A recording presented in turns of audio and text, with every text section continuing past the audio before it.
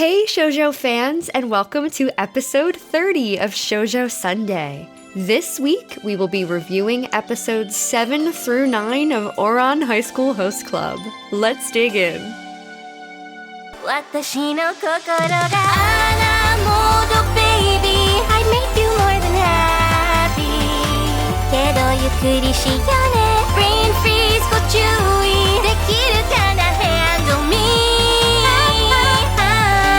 高すぎカロリー Sugar 以上甘い Feeling with you next to me baby おかわりね Can you believe this is episode 30? Episode 30 comes out the year that we turn 30. I love this for us. Yes, I do. I mean, I'm excited to turn 30. I don't know. Yes and no, but let's not. Anyway, yeah. This week, we are heading into episode 7, Jungle Pool SOS. And here is our soft serve summary brought to us by the lovely people over at Wikipedia. The host club drags Haruhi to an Otori-run water park where a wave pool separates Honey from the others. Haruhi and Mori set out to look for him, and during their search, she learns that the two hosts are cousins by marriage. Meanwhile, Kyoya hires his family's private police force, the Black Onion Squad, to look for Honey and arrest any suspicious people. The squad mistakes Haruhi for Honey, and Mori is a suspicious person. Honey swings in on a vine, amazing Haruhi with his martial arts ability in subduing the guards, who apologize profusely for attacking Haruhi and Mori and claim to be honored to be beaten by the great Mitsugini Haninozuka, nationally renowned martial artist. The host club reunites, and Haruhi mentions that she would prefer visiting an actual beach. And that's our soft serve summary for episode 7. Chika, do you have any theme ideas? I just said that there is more to someone that meets the eye. Yes! Oh, we were on the same page. I put don't assume somebody's capabilities or skills based on their appearance. I mean, we're usually in alignment. Right. I love it. All right, do you have any sprinkles on tap? Nope. Not this week, guys. Sorry. Me neither. Super sorry. I think I might have said this before. I can't remember. I feel like Ouran isn't really a show that's jam-packed with a lot of symbolism. Yeah. It just depends really on the episodes. There's so many. So it's like, yeah, some leave more room for it. Right. But anyway, let's get into Floats Your Boat. What is one of your likes? So I was just going to say, despite what goes on, I think the tropical aqua garden is very nice looking. I agree. I absolutely agree. I kind of wanted to go there, except I'll stay away from the alligators. Right? The alligators, the cops. Oh, yeah. Imagine going to a water park and there's a whole ass police force. Child, turn my ass right around, because why are you there? That means something bad happened. Right. No thank you. I love that the episode opens with Tamaki seriously stating to Haruhi, "We're so worried about keeping our good looks day and night that we deserve a little vacation," as if that's the strife that he has to deal with, Yeah. What a life where that's the stress. I wish. Right? You know what? I do wish I could have a vacation like that. Oh, same. Going to the tropical place, all expenses paid. It sounds really nice. That sounds like a dream. And honestly, even though the host club was kind of used as guinea pigs to test out the resort, I honestly think it's really nice that Kyoya's family allowed Kyoya to bring his clubmates there. You need people to test stuff out, and it's not like they're testing out something dangerous, they're testing out a resort. I think that's really nice. I think as business-minded as his family is, I also like that, what Kyoya's is also his friends. Yeah. Yeah.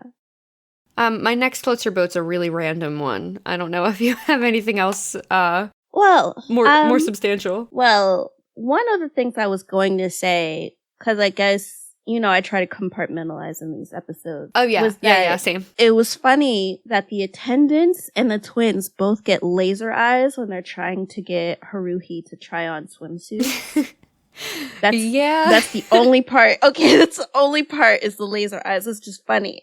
But the rest of it Yeah, wasn't. I love the comedic touches are great. But as actual substantial like is that I like the fact when Renge shows up, which it's Powerful motor.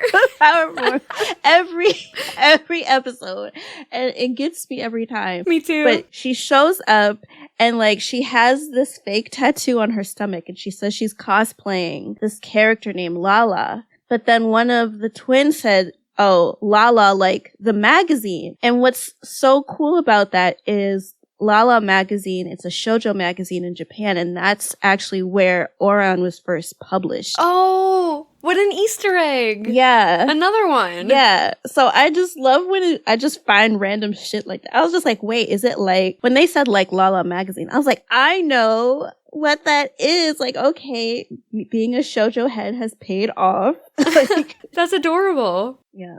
My random floats your boat was the powerful motor. But the next thing that I have is the revelation that Honey is completely aware of how adorable he is and that he acts cuter just to get reactions out of people. Right? But to be honest, like, don't we all do that? We should all know that we're cute and then just act accordingly. Yes. Like, I am a cute person, and therefore I should act that way. Yeah. And if you acknowledge it or not is fine. Like, babies do it all the time too. Like, I mean, My cat does it. I know she does it. yeah, like they want something and they're gonna start acting cute. Yeah, sometimes when she wants you to play with her, she'll do this thing where she'll lay on her back and she'll kind of like, you know, put her paws up and it's like real cute and she'll just like look at you and she's laying on her back and you go to pet her and she immediately like gets up and walks over to her toys. Soleil is such a cutie. She is. I love her. She just turned 8. We just had her 8th birthday. It'll probably be quite a while from when this actually comes out, but it was just her 8th birthday. As we're recording, I got her a rocket ship bed. Yes, she needs the rocket ship bed so that she can go and visit Paida. Paida's birthday was also in February. So happy belated, Paida, if you're listening. Yes, Pisces queens. I love it. But speaking of Honey, I absolutely love Honey and Mori in the wave pool swimming, but going nowhere. Right. I would have given up. Like, that is not my kind of vacation. No, it's great exercise, though. It is. It is. But why would I want to do that? Right.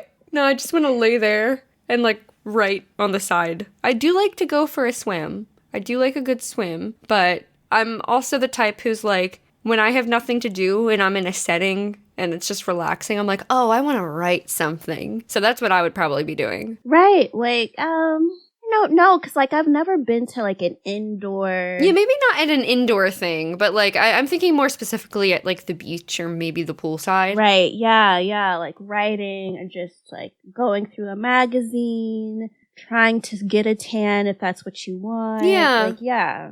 I like that, or speaking of Honey, I love that Kyoya participated in the analysis of Honey with Renge too. Yeah. I love Renge just showing up, like, anywhere. Via the powerful motor. Yes, and then just seeing, like, Kyoya, like, play along with her. Yeah. It was kind of nice to see them, like, working together. Yeah. Also, this entire episode, well, not, I say that like it's such a big thing, but Haruhi was noticing Mori a lot, and I was like, same. Yeah. Actually, my next floats your boat was Haruhi very calmly offering Mori a drink when he decides to take a break from swimming with Honey. I just really love that casual moment between them. It's like, here are the two normal ones in the group just trying to take a deep breath. Right, and the thing about it for me was that I was waiting for like Tamaki to just have his like spider senses go off, that somebody was gonna have an indirect kiss with Haruhi before he did. Wow.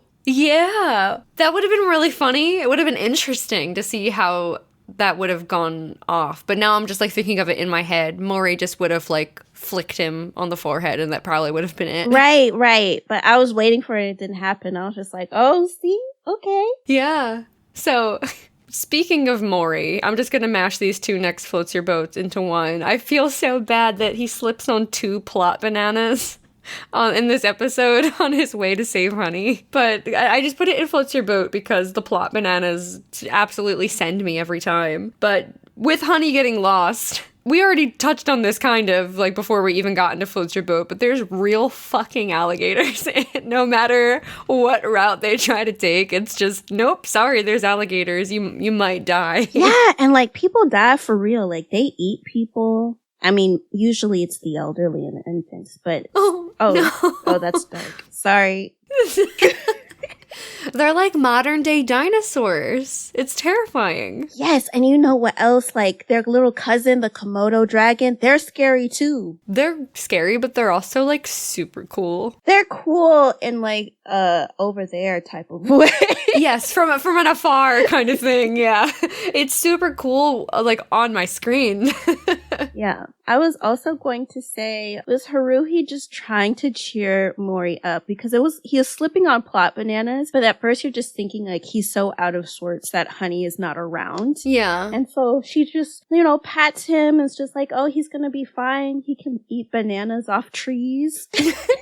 Yeah, like she's really doing her best. It's so sweet. Yeah. But Tamaki's immediately like, he's out for my spot as Haruhi's daddy. And the twins immediately are like, nobody wants that spot. Yes, it felt like a fourth wall moment. Just like the twins being like, you're a big pervert. Yeah, they were speaking for us. Yes. Also, speaking of Mori and Haruhi, Mori calls her by her first name for the very first time when she comes to help him find Honey. It's just, and you already said, like, it was nice to see them kind of noticing each other, but I think we're really seeing, like, their bond grow during this episode. Yeah, I think, like, this particular part of the manga was where the ship began for me. Oh, yeah? Yeah, because I was just like, oh, he said her name. He picked her up. Guys? He picked her up. I was so jealous. I was like, pick me up. I'm just telling you, like, if you guys wanted to date me, like, in another life, let's talk hypothetically. Yes. So if y'all wanted to date me and then y'all were like tall and picked me up with my consent, I would be so ecstatic because being like a fun sized person, like, yes, it's fun sometimes, but honestly, it can be boring. Like, I can't see shit. Like, concerts are so hard. Concerts are really hard. There's just taller people, and it's like, even the schmedium people, they get in my way. So, oh my god, the worst is when you're at a concert and you've like set yourself in like the perfect little spot and you can just see just enough of the stage through all the people that are taller than you, and then someone just like comes and stands right in that spot. It's the most infuriating thing. Yes, but that's why I know, like, side note, if there's ever a Shiny concert and I'm able to go, which hopefully I can because Taemin is gonna be out of the military and then all of Shiny's gonna be done with the military so they don't ever have to be separated again. Oh. But anyway, if they ever go on like a world tour and I have my light stick, y'all tall people in front of me, you better move out the way because I'm gonna be using that light stick to move you. Make way for Chika Supreme. Yes, okay, because then I'm gonna use that light to knock your lights out. Just kidding. Allegedly. Allegedly, I didn't. You guys, we don't condone violence. We don't condone violence. If y'all hear about anything, no, you didn't. No, yeah. I just have one more floats your boat. I don't know about you. Oh, same. It's kind of the obligatory. Honey is a martial arts master, and they refer to him as the dreadnought of the Haninazuka family, and he's literally classified as a military weapon. Right, like he started kicking their ass, and I was just like, "Ooh, Honey said ACAB, let's go." Yeah, all cops are bad. Okay, maybe I don't feel like putting qualifiers out, y'all. If you're good, Right. okay. But yeah, so he started kicking their ass. I was just like, yeah, you better kick their ass. But anyway, let me not get too into that because that's actually like an ice cream, you scream moment as well. Oh, but, okay. Yeah. But I like that he was like, I'm going to protect my friends. And he comes on his Tarzan swing. Yeah. And it's like, just starts kicking people's ass. I was like, wait, okay. Yeah, I loved the very first time that I watched this. I can't remember my exact reaction, but I was just so excited by that plot twist. You know, the one who looks like he should be the youngest, but he's the oldest, and he carries the stuffed bunny around. Of course, he's literally classified as a military weapon because he's so good at martial arts. Right. Even it just goes into our theme of the there's more than meets the eye. Like, you would just expect that, Mori senpai is the one that would have all the power. But it's like, actually, Honey is quite strong, and it's cool. Yeah. Moving on into Banana Split, I just have one. What about you? Oh, I had 3. Okay. So I was Banana Split about the casual discussion of what to do to find Honey. And it's just like, is Honey drowning? Like, oh my god, I don't know why I didn't think of that. Like, you're right. Yeah. It looks like he's in this strong current. And usually if they get into a current and you don't get to them fast enough, they could drown. Like, I mean, right. Which thankfully that didn't happen. But I was just like, why are y'all just calmly talking about what to do? Yeah, where is the urgency? Yeah, and the lifeguards. Oh my god, right. It's literally a water park. Right. Ooh, Kyoya's talking about he's gonna date a where are your lifeguards? Yeah, I guess that's something he really learned that day. Mm-hmm. So my Banana Split is probably going into something that you had in Ice Cream You Scream. I think I put it in Banana Split just because it's Ouran and it's like over the top and stuff. I just find it kind of hilarious, but also, I guess, a little infuriating that the private police were ordered to eliminate any suspicious figures when I'm pretty sure the club exclusively had the resort that day. Like, who else would be there? That was one of my Banana Splits too. Okay. Where did that come from? Right. Any suspicious figures? Like what? Like who? You are the suspicious figure. I was gonna say, you're the shady one here, Kyoya. Yeah. The last Banana Split that I had was, I guess, just the Tamaki daddy thing. Oh, yeah. Because it was just like, okay, fourth wall, twins calling him a perv. And I was like, yes, call him a perv. But then his insistence on, like, I guess he wants to have authority over Haruhi in some way. And, like, the only way you could do that while she's a minor is being her father. But then that's also weird because he wants to, like, be with her. So it's just very Freudian. Yeah, it's a very weird dynamic. And that was my biggest obstacle on, like, whether or not I should ship Haruhi and Tamaki. Yeah. Because the daddy thing is a lot. Yeah.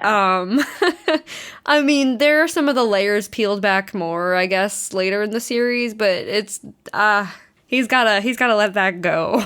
Right. And it's like, I know that, when people are grown, right? That's a thing. Yeah, yes.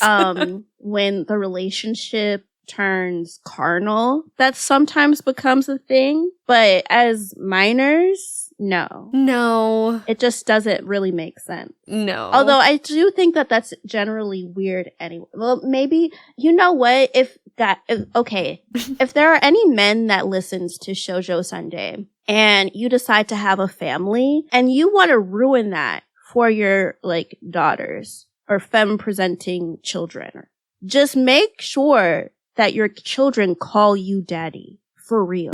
Because nothing fucks with your head, really, than like, oh, like, I actually call my dad daddy in real life. And then you get in a relationship and then somebody is just like, oh, well, like, I'm your daddy. It's like, oh, gross. Absolutely not. Yikes. Never say that again. Don't ever do that. Get away from me. Like, yeah. Yeah. But that's all I had. Okay, heading on into Ice Cream You Scream. I think it's nice that the twins wanted to let Haruhi have any bathing suit she could have ever possibly wanted from their mother's design collection. And it's, like, partially adorable that Tamaki doesn't know how to handle his developing feelings for Haruhi, but it's a fucking lot for him to tell her to cover up. And it's very reminiscent of my Catholic school days. Like, specifically when, like, we didn't have to wear the uniform on, dress down days or whatever. When they're like, cover your shoulders or no shorts, even on 90-degree days, because, like, you shouldn't be showing that much skin in front of, like, your male teachers. I'm like, if my male teachers are distracted by my teenage shoulders, I think that they're the problem. I feel like this has happened historically to women, like, so much. And it's still happening. And it still happens, where it's just like, you can't control yourself, therefore you try to control someone else's image by making them feel shame for something that you yourself, it's a personal issue. Yeah. Right? Uh-huh. Her bathing suit, to begin with, I mean, yes, he likes her, but I don't even know why he would look at her and be attracted to that. Because the design of it is very kiddish to me. Yeah, it's like juvenile and very conservative. Yeah, so him just being like, I can't handle it, put this on, is very weird. Yeah, and it also bothers me that he has no problem with Renge in a bikini because he's not possessive over her. He feels possessive of Haruhi and he just wants to control how others perceive her. And I'm not a fan of that behavior. I'm just not either.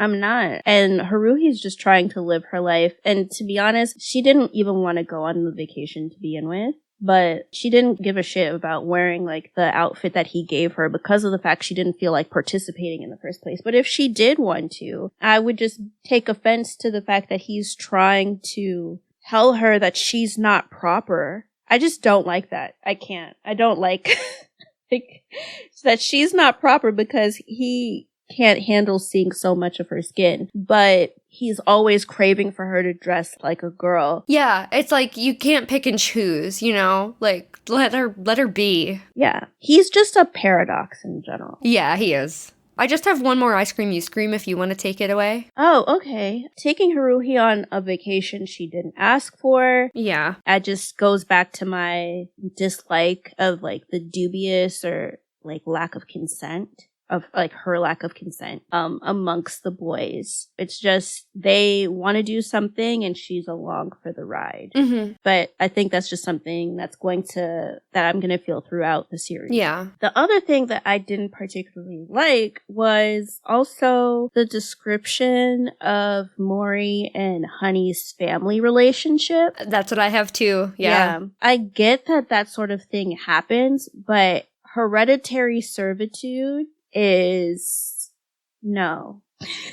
Yeah, that's the best way to put it, honestly. Like, no. They're like, what a beautiful story. And Haruhi's like, again, kind of like a fourth wall break, speaking for all of us. I don't think that was a very beautiful story. And I appreciate her reaction, at least.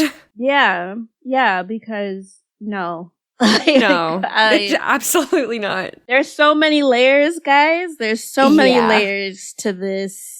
And I mean, if you wanted to look at it, I'm not even going to get into it from a US standpoint, but you should already know what I'm thinking about. Yeah, I got you. No. The last thing that I had was actually about the cops. Okay. You shouldn't hold guns at minors. Right. Oh my.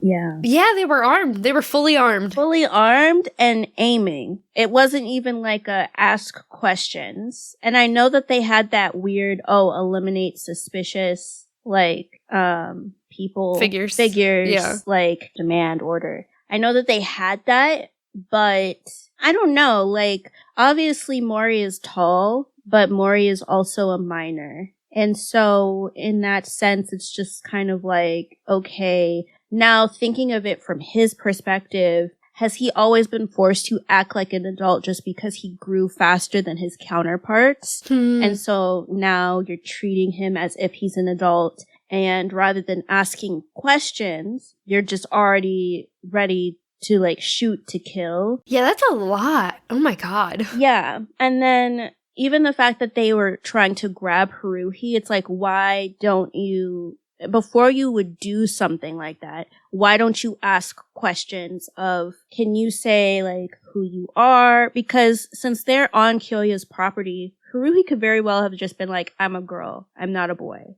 One. So then they would know that they aren't who they're looking for. Mm-hmm. But then outside of that, they should ask questions to ascertain if this is the right person that they're looking for. Then to just be like, okay, who are you with? Are you with Kyoya and everything? Like using the process of elimination to figure out, we don't need to aim our guns at these people. And I think maybe just because of the way that life is now, especially in the US with so many different like cases of gun violence, it's just, I know that it's just a joke, but it's not okay. Yeah. You should ask questions before you start aiming your guns at people. Yeah, they really just ran in there blindly, essentially, when they didn't fully establish the situation. Right. Because it's like, why would I just go with somebody that is tugging on my arm and not explaining who they are and why they're trying to take me? Yeah. Yeah, but that's it for me for Ice Cream Ice Cream. That's it for me too. So, we're gonna head into episode 8, The Sun,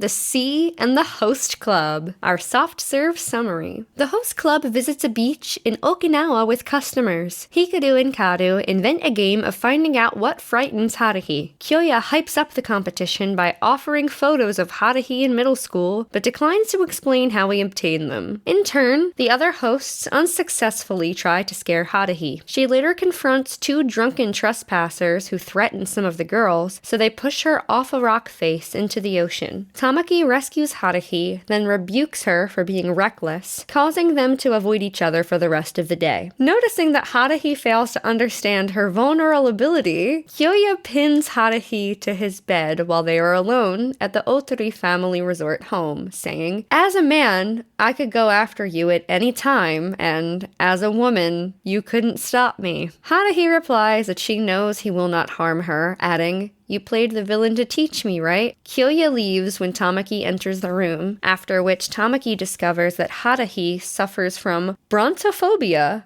a fear of thunder. Look at Wikipedia throwing out the real phobia name.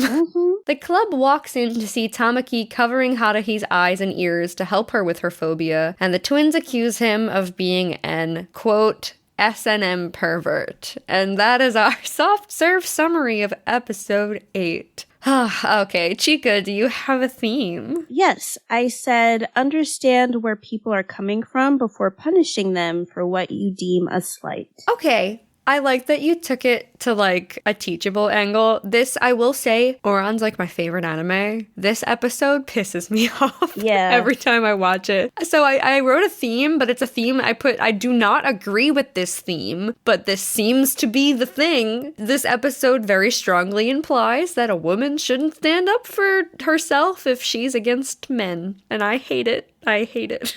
Yeah, I hate it as well. Yeah. I think it's a hot... Wait, let me look to see if it's a hot fudge. Oh, yeah. Oh, then we both have the same hot fudge. That'll be a fun little rant session later. Yeah, we're gonna have to get it out. We gotta get the anger, the fire.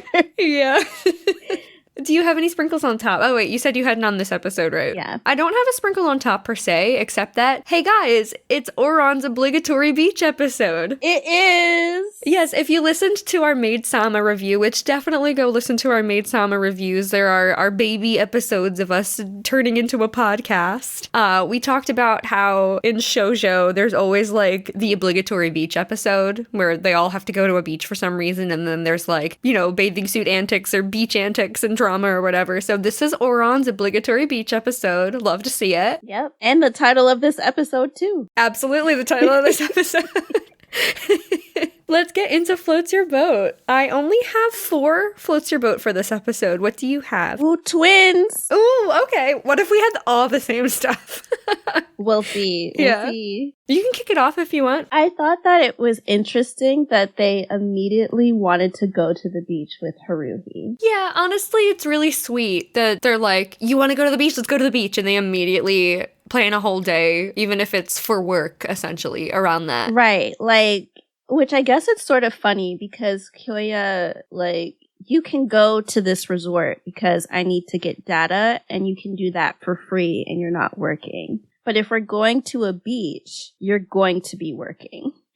I guess in a way, they were working without really knowing it at the water park. True. Because he was gathering data on them. True. It's just they didn't have, like, the girls there to like entertain. Yeah. But yeah, it was interesting that they wanted to go to the beach with her immediately. I will say, sort of banana split on that point. Y'all can take her to a beach, but you know she wanted that tuna right a couple episodes ago. Where's the fancy tuna? Why didn't you get her fancy tuna?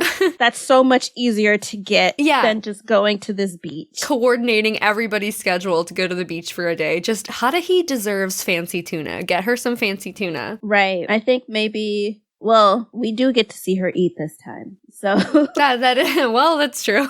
But still, I think they should do that more. Maybe now they have more of a vested interest in wanting to do what she likes now. So if she talks about what she likes now, then they're going to start doing it. Yeah, I'd like to think that, they are, like, slowly getting closer, I mean, at this point in the anime, they're still kind of like, It's like they're interested in Haruhi as, like, a shiny new thing. And Haruhi's there because she has to be. They're not really overlapping, like, friendship quite yet. Her and the twins are a little bit, because they have classes together, so they spend more time together, but not so much the whole group. She doesn't feel like she's wholly part of it yet, at least for me at this point in the series. Right.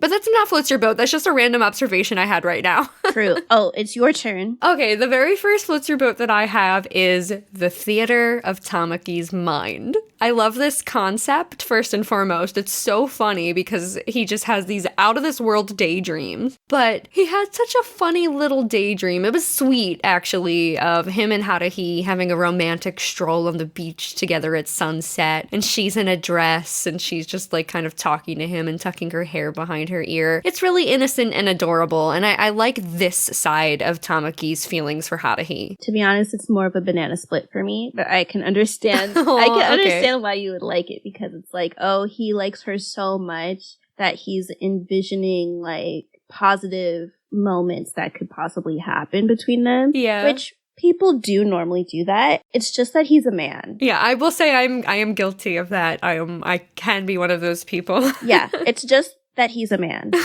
Oh. I guess no offense to men, but then sort of offensive. Well, no, like, Aw. okay, it's like 25% offense. Not full offense, just 25%. Because the 25% goes to the people who, like, have these fantasies, and then it just goes left. Okay, yeah, if it goes left, then it's like a concern, but I think it's very sweet, or at least this one. It's very sweet, though. Compartmentalizing his, behaviors and stuff towards Haruhi. Yes. I had just the sheer opulence, because, like, the cops from the last episode, they had to make up for the fact that, they were pulling guns on minors. Yeah. So in this episode, they decided to bring shellfish to the Okinawan private beach because they're not natural to that beach, but they knew that Honey would like it. That's so cute. It was very cute. I had that too. It's so sweet. Yeah. It was just like, oh, like he was so like looking forward to, so happy. And then Haruhi got really excited by it. Oh my god. She is so precious when she gets excited about food. Speaking of like Tamaki and like his feelings towards Haruhi, they have a very, very cute back and forth when Tamaki picks up one of the crabs. He's like, isn't it crabtivating? And she laughs and he thinks to himself that her excitement and laughing at that was just so cute. I just love that moment between them. It's very sweet. Me too. It's just like, finally, you're on the same wavelength. Like, you're actually paying attention to what she's saying, and then she's responding happily towards it. Like, yeah. Yeah. I like that Haruhi showed that all women aren't afraid of bugs. Yeah, that's fantastic. Yeah. Now, I would just say that it came after a long line of terrible apartments. Guys. Oh, you do kind of get desensitized if you're seeing stuff a lot. Yeah. Like, by the time I left my last apartment, like, this is a little sadistic, but I started, like, burning them. Oh my god. Sometimes, I'm sorry. Like, it was just, I'm not sorry. It is what it is. It's, like, a little sadistic and bad, but I was just like, I'm so tired of seeing these fucking roaches. Like, I need to get my aggression out. And that's kind of fucked up, but it is what it is. I, on the other hand, still feel like I have committed a crime when I kill a bug. Yeah. That's just me personally. I am way too sensitive for my own good. Yeah, see, I've been through, like, the war. Well, yeah, what you were telling me about your last apartment, I honestly don't blame you. Yeah. Wasn't that in our Cat Returns episode? Guys, did you like that episode? Wasn't it fun? Guys, that episode was so fun. It was so funny. Like, we did not have a good time watching the movie. movie. Yeah, we didn't have a good time watching the movie, but the way we just derailed the conversation about it at every turn made me really happy. Yeah, it was so fun. But Yeah. I think at the end of the episode, I was talking about like my terrible like pest experiences with apartments. So yeah, like once you get to after you see it like way too much and like you're trying to do all the right things, you do like the little bombs, you get the sticky pads, all of that stuff, and like these fuckers are still in your apartment. Oh, I think it was Whisper of the Heart. I'm sorry, because we were talking about. Was it Whisper of the Heart? We were talking about how could they ever move out of their apartment with all those books, and then we were talking about moving, I think. No, I think I did it in both. Oh, you might have been both, actually, yeah. Yeah, because we were talking about how Haru got like those presents and they gave mice. And then I talked about my experience with mice and pet. Yeah. Ugh. So it's sort of both. Mm-hmm. But yeah, like once it just gets to a point, like, you know, you pull your lighter out. Like, but anyway, I digress. I like that Haruhi showed that like all women are not afraid of bugs and handling them. Yeah. They're just kind of distasteful, but you know, it's for the good of all people. And that's just actually a show of Haruhi's character. Yeah. If she can help, then she's going to do that. Mm-hmm. Okay, I just have one more Floats Your Boat, and I'm very excited about it. Same. I wonder if we have the same one. We probably do. I wrote like a little, not a paragraph, but a few sentences. Okay. So, Haruhi tries to nonchalantly go into a wardrobe to hide from the thunder, and it is so cute. She's like, I just remembered there's some business I need to take care of inside a wardrobe. So, despite this episode having some of my very least favorite moments of the series, this thunder scene is one of my favorites of the series with her and Tamaki, because he's outside the wardrobe. He's like, what business do you have in a wardrobe? It's so cute. And it honestly gives me the chills when he's gently like, are you afraid of thunder and lightning? And she's hiding behind the doors and he's speaking to her so gently, and then thunder crashes with a flash of lightning and she leaps out of the wardrobe into his arms. Oh, it just gets to me every single time. Yeah, I love it too. Like she was able to finally have somebody there to comfort her. Mm-hmm. And then his then assertion of, I'll always be there for you. I love it. Yeah. It's like when Tamaki matures up, you know, and he gets serious about something, he's excellent. And, you know, he's just got to get there. He just got to keep growing up. Yeah.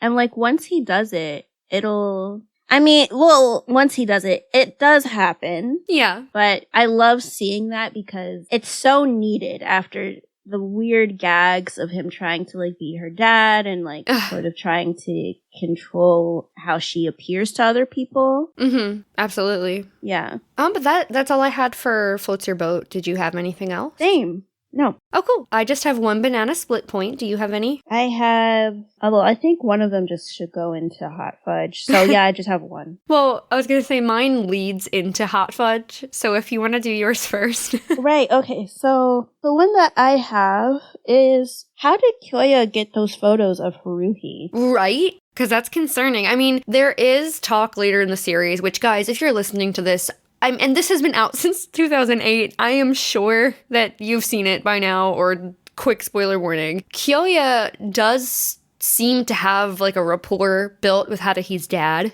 I don't know if maybe he worked something out with him for those photos. Possible. Which is like really disturbing. He probably missiled him. Yeah. Just be like, oh, give us the photos because we're going to use it for something good. And then. Yeah, that's probably it. Like, yeah, we're doing a little scrapbook of all the hosts in middle school. Ugh. Yeah. I'm like slowly discovering every episode that I have a really problematic faith. Right. Damn the glasses. Ooh, ooh, yikes, especially this one. Yeah. But I guess we should get into your banana split that so we can get into Hot Fudge. Yeah, this will be a transition right into Hot Fudge. Yeah. All I really have to say is that there's this scene where Tamaki jumps off of the rock face into the water after Haruhi to save her, and I just thought that alone compartmentalized is really nice foreshadowing for the thing that happens way, way later in the series. And that's just interesting to see on a rewatch. And that's the only positive thing, or like, I guess, neutral thing I have to say about that particular scene. The rest is Hot Fudge. Yeah, so I guess to get into Hot Fudge, it's like, where do we start?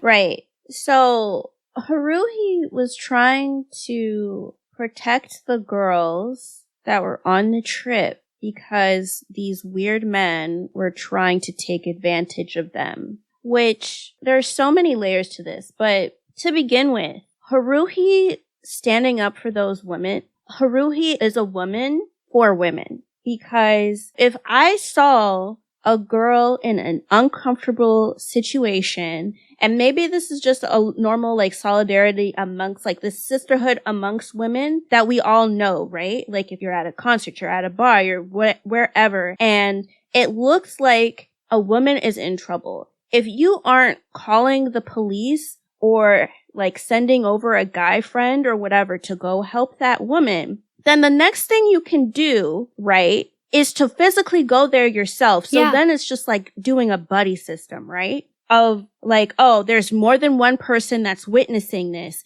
Maybe that is enough to freak you out. And I applaud Haruhi for not just standing by and watching as those girls are like manhandled, possibly could have been assaulted or whatever. I'm glad that she said something because women can do that. You know, you don't have to be this super strong person or whatever to stand up for someone else. Mm-hmm. And that was a very scary situation for them. And if Haruhi was in that same predicament, I bet she would want, if only girls were around, I bet she would want them to speak up for her the way that she spoke up for them. Yeah, absolutely. It's like Haruhi was the one who was there and felt that she was able to do something about it. So what was she supposed to do? Scream, guys, come over, help. When she was there and capable of, she had a bucket full of shellfish that she was able to throw at them. Like, she was able to do something about the situation. And like you were saying earlier, like, women gotta look out for women, you know, femme-presenting people, you know, we all gotta look out for each other. And I work at a club. And I keep my eye out, you know, I listen to, I overhear people's conversations in the bathroom, you know, I see if there's someone acting shady. Like I have gone silently to management, you know, me and the girls in the band and been like, hey, this person out there really doesn't seem like they're acting appropriately with like the women in the bar, maybe keep an eye on them. And, you know, something's done about it. You know, we all gotta look out for each other. And the fact that the club is ganging up on Haruhi for standing up for these girls is like my most hated plot line in the whole show. It's very misogynistic. Yeah. He's like, what made you think you could stand a chance? You against two boys? Don't forget, you're a girl. Again, like, not to like blast back to like previous stuff we've covered, but I'm thinking again back to Usui and Misaki in the back at Maid Latte when he's like pinning her against the lockers being like, don't forget you're a girl. Yeah. You know, like, excuse you, you know, it doesn't matter like what my gender or sex is. Like, I'm gonna stand up for myself. Right. And I don't, like, we don't necessarily need to be protected. It's nice that, like, again, like, they were in a situation where something had to be done. But, like, Haruhi was capable of doing the thing. I'm going in circles, but like, this episode kills me. Yeah.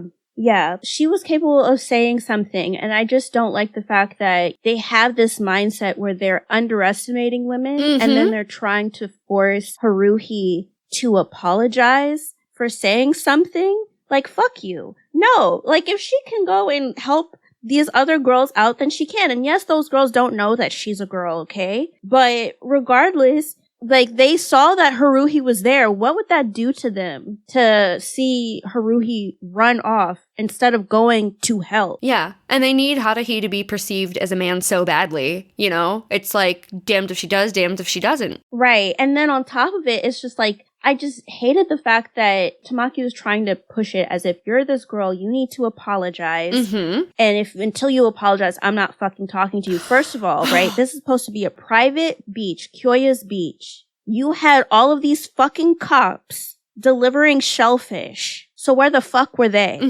Yeah. Where are the overbearing cops now? Right. If you want to start placing blame, you had your cops on your property. And why weren't they doing their job to make sure that people that aren't supposed to be on that beach weren't on that beach? And instead, Haruhi was put in that position of, you know what? These women are in trouble. I'm going to do what I can to help them. So it's their fault. Yeah. It's not her fault. And I just feel like them Tamaki being so fussy about it, it's like, first of all, you were being a bitch because you already know that she's not, the Haruhi in your mind is not actually the Haruhi in the present, in reality. So you deciding not to talk to her, it might make things uncomfortable, but it's not like she's not gonna go about her fucking day. Also, like, to chime in here, I think that I think there's like a term for, it's not ghosting. I think it's called stonewalling, when you just like shut people out that way. Yeah. And this is like a toxic relationship trait. Yes. You know, done in extremes is emotionally abusive. And I know that it's Ouran HighSchool Host Club, guys. I know. This plot just like... It's supposed to be fun. It's supposed to be fun. It's supposed to be funny, but like, this is super not cool. I don't like this. Yeah, I don't like it either. And then I also don't like them trying to peer pressure her into apologizing. Yeah. Dare we talk about Kyoya? Right. Let's get there because that's also a hot fudge moment too, okay? Absolutely. This is the trope that I hate, that I detest the most. And what do you know? We've seen it in Maid Sama. Yep. We saw it in Blue Spring Ride. Yep. We're seeing it in Ouran, where men feel the need to use your body and then try to be like, you're a woman. You couldn't back me off if you tried. And I'm going to pretend to pseudo as if I'm going to assault you or whatever to make you realize that you're weaker. And so you need to rely on me. First off, second off, you know what? All of the offs, fuck you. No. Yeah. No. I would be fucking done. And that's not even outside of the fact that he said that she could pay with her fucking body. First of all, you bitch. Because wait, isn't that that's the next episode. Wait. Okay, I can't get into it yet. Paying with her body. So now she's a prostitute? Yeah, and you know what? Weirdly enough, didn't Tamaki use the same verbiage when he recruited Haruhi to be the host club's dog? You could pay us back with your body. Right. And that was before he knew that she was a girl, but I don't know how it's connected. I just thought of that right this second, but yeah. Right. No, it is connected because she's less than. Right. The commoner. Yeah, they underestimate women. They think of them as less than, even though you're doing this stuff, you're doing this host club stuff, you're trying to get their attention with your cringy pickup lines. But you think of them as less than because before, when she was a commoner, she was a dog. So she's less than human just because she's a commoner. Yeah. Now in this situation, she's less than human because she's a woman. And so because you think that, then you would insinuate that she should do sex work because you decided to pay these girls that you brought on this trip 50,000 yen worth of bouquets when this is entirely your fuck up. Entirely. Because it's your private beach, your security people that didn't do their job, and now you're trying to push it on her. And it's like, at that moment, I really wish that, plot, Haruhi is Haruhi. But I really would have pushed back on that. Oh, if me I too. Was in Haruhi's shoes. Me too, absolutely. Because, no. He's like manspreading over her. It's like, baby, you are so vulnerable right now. Like, all I gotta do is like raise my knee up real fast. Right. I just hate this trope and like her doing that. And it's like, that's just the type of person Haruhi is, or that she's written to be. She's such a good person. Yeah. But also misguided that, Kyoya is doing this to reiterate what Tamaki was talking about. As if Tamaki wasn't fucking wrong. But that, I'm weaker and what could you do to stop me and da-da-da-da-da, or whatever. And I don't think neither Giana and I would ever stand behind anything that would say that women are weaker and therefore need to rely on men. Yeah. If you can help a woman, fucking do it. Okay, better for you to help her and maybe get scuffed up a bit than to find out the next day that she's dead in the newspaper because you didn't say something. And also, I'm so sorry to like. No, it's okay. This is all very heavy. Going back to Kyoya with the bouquet of flowers. No matter who confronted those guys, those girls had to get flowers anyway. So Why is he pinning it directly on Haruhi? Because it doesn't matter. It's like the fact of the matter is those guys ended up on his private beach, so he had to send them bouquets. He should be the one paying out of pocket for that. Right. On top of that, if I was Haruhi, I would have been like, oh, I could sue you for emotional distress. Take some shit off of my debt, right? Right. She's supposed to be a future lawyer. Right. Like, where is her, like, Her instinct. arguments at, you know? And her instinct, yeah. You took me to this beach against my will. Well, not entirely, but you took me to this beach and it wasn't part of my plans. It's supposed to be a private beach. I was in danger on your private beach. Bad things could have happened to me because your security was negligent and I had to step in. Therefore, you need to take money off of this debt, okay? So even the money that you gave to those girls, that aside, if I'm technically one of your employees, you are endangering an employee. Yeah. That's what happened. So I would have pushed it. Yeah, I would have. Yeah.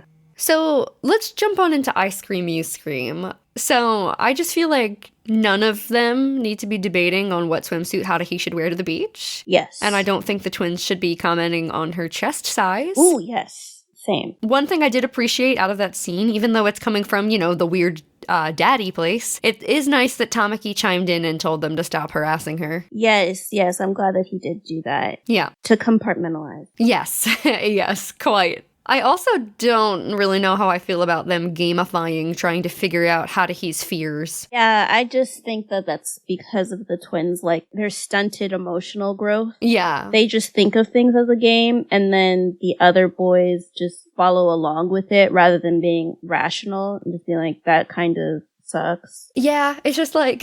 Haruhi's just, again, she's just trying to live her life. I mean, it made for, like, a funny sequence of Haruhi just showing how little she is afraid of. And again, when I watch this casually, I don't think about these things. This is all just for, like, making notes and really super analyzing the show. Yeah. But, yeah, I felt like this belonged in I Scream, You Scream. Yeah, I think, what did I have? I had, the twins, them talking around her, but they always do that. But it's like they're talking around Haruhi rather than talking to her. And then she's just like, can you stop doing that? Yeah. Yeah. But otherwise, that's like all I had for I Scream, You Scream, because you mentioned mine. Oh, okay. The last one that I had was, you know, because I love the lightning scene so much when she leaps out of the wardrobe and Tamaki's trying to help her, you know, he tries to help her out by giving her earplugs and a blindfold. And hey, maybe that's like kind of an interesting way to go about it, but the fact that they leap to calling him, you know, a perv and stuff, and that alters her view of him trying to genuinely help, made me scream. Right. I don't know, because, like, I thought that she was playing along with them. I didn't think she believed it. Oh, I thought she seemed, like, actually skeeved out when she was in the car leaving. Oh, okay. But either way, I think he was trying to help, and to be honest, if he had the lights on, then they wouldn't have thought that. Or maybe they still would have thought that, but, you know. Maybe, yeah, I don't know. It actually would have made sense, you know, for Tamaki helping her to turn the light on, because then the flash of lightning wouldn't be... as, like, dramatic. Yeah. Yeah. Yeah. But he didn't do that. But No. he was trying his best to, like, help, and Yeah. I think, you know, like, getting on Tamaki is, like, the usual gag of, like, the show of, like, oh, like, he's left out, or he's the butt of the joke, like, that sort of thing. Yeah. But earplugs, I just don't, I think the blindfold thing, yes, but the earplugs thing, that's not really sexy at all. Like, No. I mean, okay, maybe I just don't, maybe I haven't experienced enough. Y'all can tell me, no, don't tell me. Don't. Maybe not flood our comments. Don't. I don't need to know about your escapades in the bedroom. But No.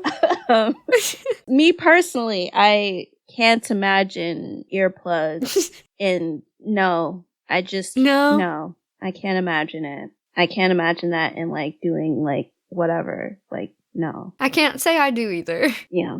Do you want to move on to episode 9? Yeah. Okay. Episode 9, A Challenge from Lobelia Girls Academy. Here is our soft serve summary by Wikipedia.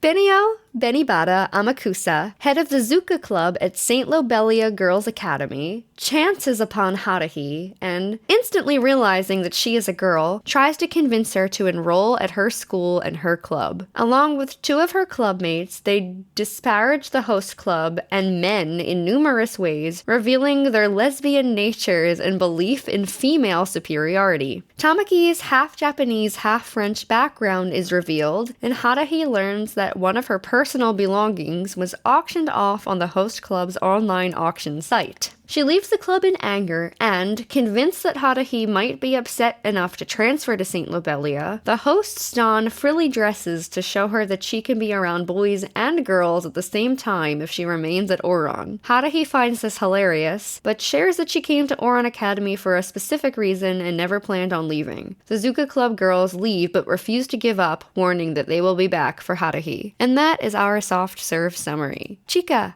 what is your theme? I just said it's Haruhi's choice.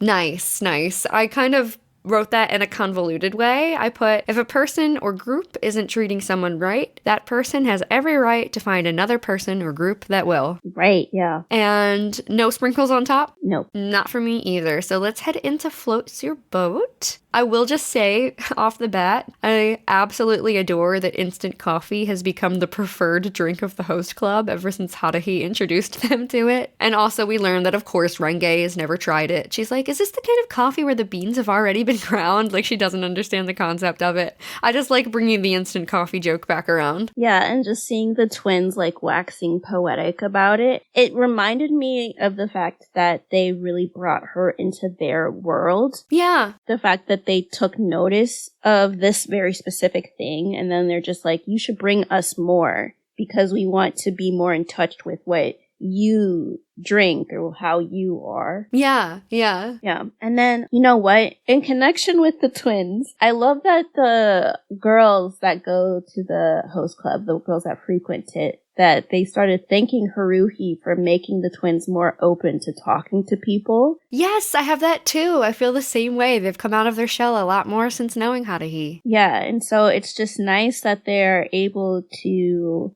talk to more people and entertain people and stuff. And I don't know, I just like the fact that they noticed it and they were able to tell that Haruhi was the catalyst for that. Yeah, I totally agree. I just have two more Floats Your Boat, honestly. One of mine is just Plot Banana. Another plot banana, which introduces Haruhi to Benibata, who catches her in like this sensual dip. It's a very funny moment, so melodramatic. Yeah, I love that the Lobelia girls, when they sing, it's camp. Oh my god.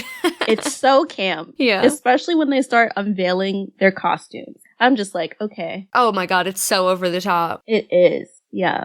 And I think that their club, the Zuka Club, is just Coca Light to me. Oh my god, wait, I put it in hot fudge for some reason. I guess I was angry at the, or maybe I thought it was a hot take, not so much like an angry thing. I put the Zuka Club is full of Coca rejects. Right, yes. I feel like, because, okay, so, I mean, Ouran does predate Kageki Shoujo. Yeah. But the actual, like, troupe that it's based off of predates both of those, like, both of the manga, like, and everything. That's amazing. So I feel as if, like, Bisco Hattori was inspired by the theater troupe, or at least the theater troupe that Coca is based off of, to, like, do this Lobelia, like, school thing. But still, just because of the fact that we reviewed Kageki Shoujo first, I was just like, oh, Zuka is Coca Light. Like, it is. It really is. My last Floats Your Boat's like at the end of the episode, so I don't know if you want to take it away. No, I think mine is also at the end. It's the host dress up. Yeah, the host club in drag. They're in drag. I said their drag makeup is crazy. It's, oh my gosh, it's off the wall. It's amazing. It's an attempt for sure. Yeah. I also love that Mori just doesn't dress like a woman. He Yes. just has the tambourine. Oh my gosh, twins. That was my last Floats Your Boat. It's like, yeah. He's just too masculine to do the thing. But he's like, I got a tambourine though. But Yeah, it's like, how about this? Does this work for you? Is this keeping you around? Yeah. Oh, it's hilarious. I loved it so much. Yeah. You know, Haruhi's reaction's precious, just her dying laughing. And then the twins and Honey just leaning further into it just to make her laugh harder. It's very cute. Yeah. But that's all my Floats Your Boat. Do you have any banana split? Oh, banana split Tamaki's homophobia. Oh, yeah. Where did I put that? Oh, I put it in Hot Fudge just because I don't like the homophobic comments. Right. I think the reason why I put it in banana split, because, I mean, guys, we're part of the community, so this is going to be offensive to us regardless. Yes. But the reason I put it in banana split was because he fell on a banana peel directly after he said that shit. Yeah, you know what? I even wrote that too. There was immediate justice. It's kind of the show being like, see, he said a stupid thing and now he's being punished for it. I probably should have put it in banana split. Yeah. Like, that's why I put it in banana split. I was like, oh, he got punished for it. Yeah. But we can talk more about it in Hot Fudge, too. No, I think that's really the gist of it. It's just that I just hated what he was saying, that there's nothing to be gained by a relationship between two women. It's like, excuse me, I think there's a lot to be gained, but yeah, that's fine. Definitely. Like, fuck that. Like, yeah, no, but I very much appreciate the instant justice of like plot banana. There was a plot banana, right? Yeah, and he slipped on it and then put his finger into the burning hot coffee. Yeah. Yeah, I appreciated that. The other banana split that I had was, why did Haruhi think they weren't getting money for the host club? Oh, like for the services? Yeah. Yeah, I don't know. Maybe she just was thinking about it in a traditional, like, after-school club kind of way. That they're just doing this in their spare time to build character or something. But it doesn't make sense, because how would she be able to be paying that back if they weren't getting money? Right. It's like she didn't understand how the club works at all. Right. That was like kind of a plot hole. It didn't really make sense with her character to question that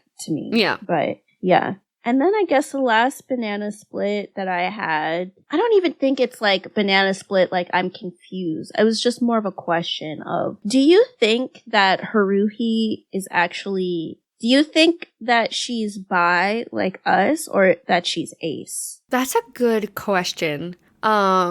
Honestly, like just from watching, I get more ace vibes from her. Right. Just because she does not show any interest in romance, and she's just trying to, I mean, she does say it would be fun to be fussed over by a bunch of girls. So maybe she's just not super focused on that right now. And like, right. She'll explore that when she's ready. Right. I feel like she gives me ace. But the thing is that, you know, and I guess this will go into the Hot Fudge or transition into it, is that when Tamaki started describing how she was after she got pissed off at them for selling her shit, he was just like, oh, she's more in line with the Lobelia girls. But the Lobelia girls, or at least the Zuka Club, is very much so like just lesbians. But I think if, you know, Tamaki was being more attentive, then he would have noticed that she kind of wasn't feeling the Lobelia girls. Yeah. She just wasn't like being so physically adverse to them, I guess, to make it obvious. But yeah, like the fact that she's okay with like dressing up as a boy, like that doesn't make her a lesbian. It does make her part of the community, if we want to see it that way, but it doesn't make her that way. And he was trying to fit her into this box by saying she's like them. Yeah. But that's not the case. Right. It's just like another case of Tamaki kind of being ignorant. Yeah. But yeah, let's get into Hot Fudge. Okay. Well, I just have one. I have, you know, right when the Lobelia girls show up at the host club, Tamaki is cosplaying as a knight. So that would be why he makes a little speech about like protecting the people who come into the club. And I think it was just part of the cosplay, and he wasn't just like, you know, being like, I will protect you because he believes that kind of thing. While they retort, like, it's cool for them to be like, you know, that's presumptuous of you or whatever. But I think like going so far as to like call him a lower life form is kind of a lot. Like, I think he was just playing a part. Right. I mean, I didn't take it that seriously. It's just in Hot Fudge because I was just like, I got kind of annoyed by the Lobelia girls very easily. So I think that's why it was more Hot Fudge than like Banana Split. I think he was just playing a part, and they just decided to tear him to shreds. Right. And you know what? I mean, I see what you're saying in that if I had to have a Hot Fudge, I would say that what I don't like about the Lobelia girls that could be considered Hot Fudge is just in the same way that the host club doesn't allow Haruhi to have boundaries and there's dubious consent. they do the same fucking thing. Yeah. And to be all about women and being like they're pure maidens and we're women for women and we're doing whatever, why would you take away another woman's agency to like suit your own desires? Right. And why are they talking about Haruhi like she's a thing that they have to come back and steal? As if she's not a person with agency who can decide where she wants to go to school and who she wants to spend her time with. Right, because it's like, you know, she doesn't know you from Adam. So why would she just up and decide to change her school, her career trajectory, her schooling, just because you took an interest in her? Like, in that way, it's reminiscent of when the host club first met Haruhi and they were looking at her like a commoner. So it's like, oh, you're less than, and I'm telling you that you now have to do such and such at this club. And so here are the Lobelia girls being like, I'm disguising the fact that you're less than by talking about how we love women and like it's so enjoyable at our school. So you're just going to start coming to our school, regardless of how you feel about it. Yeah. That's all I have for Hot Fudge if you want to get into Ice Cream, You Scream. Okay, so with Ice Cream, You Scream, what I don't particularly like in this depiction of the Lobelia girls, which is like, I know it's an older manga, and Ouran is still a catalyst in many ways of bringing certain subjects to the surface and like forward to like mainstream audiences. But this trope of lesbians hating men, Yeah. I don't like it because not all lesbians hate men. And while, like, there are men that are stupid or, like, kind of make your entire, like, sex look like trash. Sex as in not actual sex, like, y'all know what I mean. Biological, yeah. Yeah. But, like, there are some men that, like, they give you guys the worst name possible. But I don't think that it's right to just sort of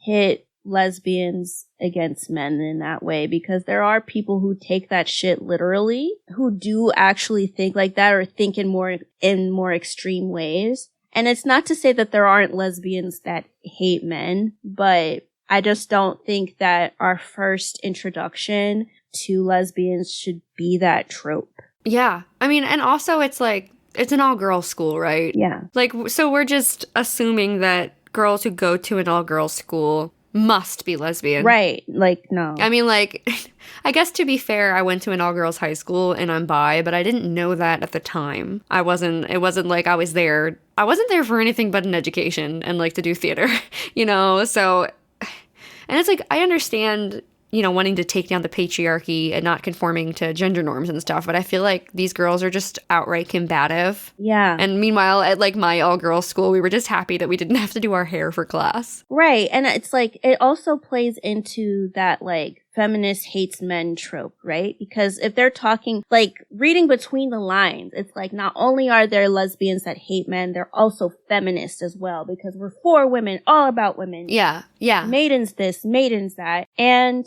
I don't think that they need to portray that as well. I feel like it's hard to be a feminist, like, and stuff because of dealing with ignorant people that don't want to understand where you're coming from. And they use, like, the few people that are like this, that, okay, the feminists that hate men or whatever, to bash all feminists, all women at large, and that's not fair. And so I just don't like that that's perpetuated. Yeah. Yeah, and the Lobelia girls, when they were, like, fondling Haruhi, I didn't like that. Me neither. Like, the one girl rubbed her leg on her face. Yeah. And I'm just like, kick her face. Like, why are you doing that? That's fucking weird. Right. Why are you allowing this to happen? Yes.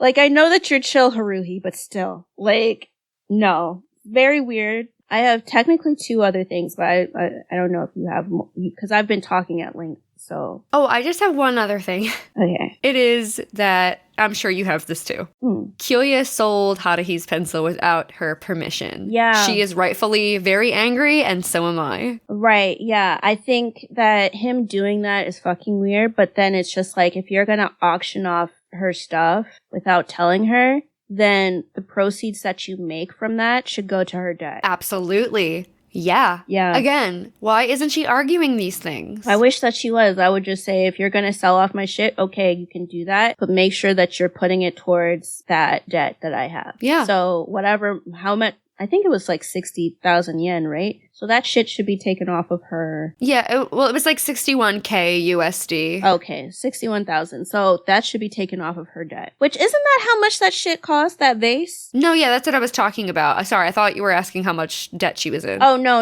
I was asking about how much they got for the pencil. I don't remember. I think it was like 60,000 yen, but don't quote me, guys. Okay. But regardless, the money should go to her debt. And that they should tell her. Yeah. Okay. The last thing that I have, just sort of an offhand comment, but of course I'm going to be the one to bring this up, is, I don't know, it's like a sort of xenophobic comic about Tamaki that the Lobelia girls like made. Yeah. Yeah. About him being mixed. Mm-hmm. And the reason why I have it in Ice Cream You Scream and not Hot Fudge is because, I mean, clearly it wouldn't be my experience. I'm not mixed. But he's not the mix where I would feel combative enough to make it Hot Fudge. But I still acknowledge it, which is why it's in Ice Cream You Scream. And I think that, I know that Japan is like a homogeneous country. But there still are, like, mixed people that live there, and I'm sure that they could get into their experience of, like, growing up in Japan and not, even though they're Japanese, like, not being fully accepted, right? Mm-hmm. And they have those experiences, like, when you're a foreigner and you go to Japan, there's places where it's just, like, no foreigners allowed. Oh, yikes. And so even though these people could be born and raised over there just because they're mixed, it's just like, oh, no foreigners now. But they actually are Japanese, or like they go by, the way that we can say like, oh, we're American, Mm-hmm. like that they were raised there and everything. But just because they look different, then they're not able to enter certain establishments, which is really fucked up and should stop. Yeah. I felt the need to just mention it just because, like I said, it would have been more of a hot fudge for me if Tamaki was a different mix, right? And I think in general, you see this a lot in manga and anime where there is like this desirable character and they're mixed with like white, and it's just like, oh, okay, yes, this. And like, this could even go into a whole colorism debate. I'm not really trying to go fully into that right now, but I'm saying like if Tamaki was like, oh my god, why am I like blanking on his name? It's Shota, right? From A Silent Voice, like his niece. It's Shoya. Sorry. Yeah. I thought you were asking for the niece's name. I'm like, oh. No, I don't remember her name. Maria. But she is mixed with black and everything. And so she's very much othered in a different way than Tamaki would be in like a similar situation, right? They would accept Tamaki before they would accept her. In any case, the reason why I said it's still Ice Cream You Scream for me, because this is not really my battle to fight, but I would say that in general, I do think that it's fucked up when you're like living your own life and like, okay, maybe you disagree with the concept of the host club and everything, but then to just start bringing in, oh, well, I'm not going to listen to you because you're mixed. Like that's some xenophobic bullshit. Like what the fuck is that? That's not cool. Yeah, no, I didn't appreciate the comment either. It just, again, let people be. Yeah. Just let people be who they are. Like, we're all, the hippie ass comment, we're all sharing this planet, we might as well look out for each other. Right. I guess with that, is that episode 30? Yep, that's episode 30.